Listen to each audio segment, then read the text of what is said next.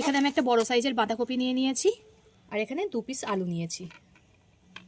প্রথমে বাঁধাকপিটাকে কেটে নেব, আধখানা করে মাছ বরাবর এরকম সরু সরু পিস করে নেব।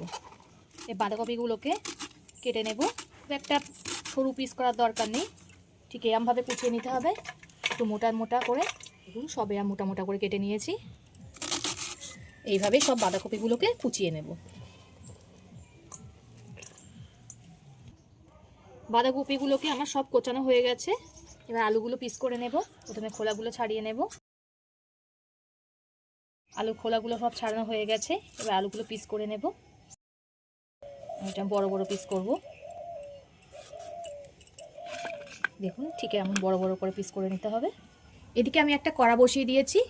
কড়াতে দিয়ে দেব অল্প করে জল। এবার ওই জলের মধ্যে বাঁধাকপিগুলোকে দিয়ে দেব।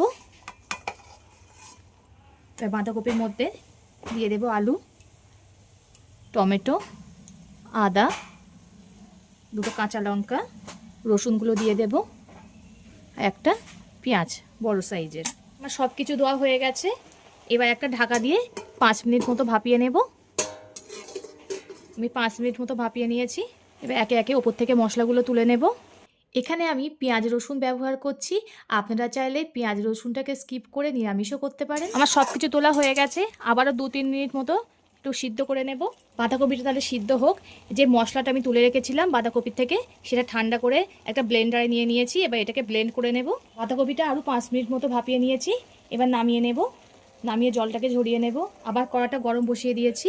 এতে দিয়ে দেব সর্ষের তেল। তেলটা গরম হয়ে গেছে। এতে দিয়ে দেব 5 ফোড়ন। ভাপিয়ে রাখা আলুগুলো, আলুটা একটু লাল লাল করে ভেজে নিতে হবে। আলুটা আমার ভাজা হয়ে গেছে। এবার ব্লেন্ড করে রাখা মশলাটা দিয়ে দেব।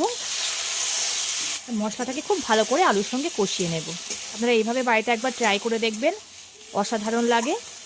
এর মধ্যে দিয়ে দেব স্বাদ মতো লবণ, পরিমাণ মতো হলুদ গুঁড়ো। আবারও খুব ভালো করে কষিয়ে নিতে হবে। মশলাটা 3 মিনিট মতো কষিয়ে নিয়েছি খুব ভালো করে আলুর সঙ্গে। এবার সিদ্ধ করে রাখা বাঁধাকপিটা দিয়ে দেব। আবারও খুব ভালো করে কষিয়ে নিতে হবে। এবার এতে দিয়ে দেব ধনিয়া গুঁড়ো, সমপরিমাণ জিরে গুঁড়ো। আবারও খুব ভালো করে কষিয়ে নিতে হবে। আমার সব কিছু খুব ভালো করে কষানো হয়ে গেছে। এবার পরিমাণ মতো জল দিয়ে দেব। খুব অল্প করেই জল দেব। জল দেওয়ার পরে 1 চামচ সর্ষে বাটা দিয়ে দিলাম। এবার বাঁধাকপিটাকে খুব ভালো করে ফুটিয়ে নিতে হবে। ফুটিয়ে একেবারে শুকনো করে নিতে হবে। বাঁধাকপিটা খুব সুন্দর কষে এসছে। এবার এতে দিয়ে দিলাম অল্প করে আখের গুড়।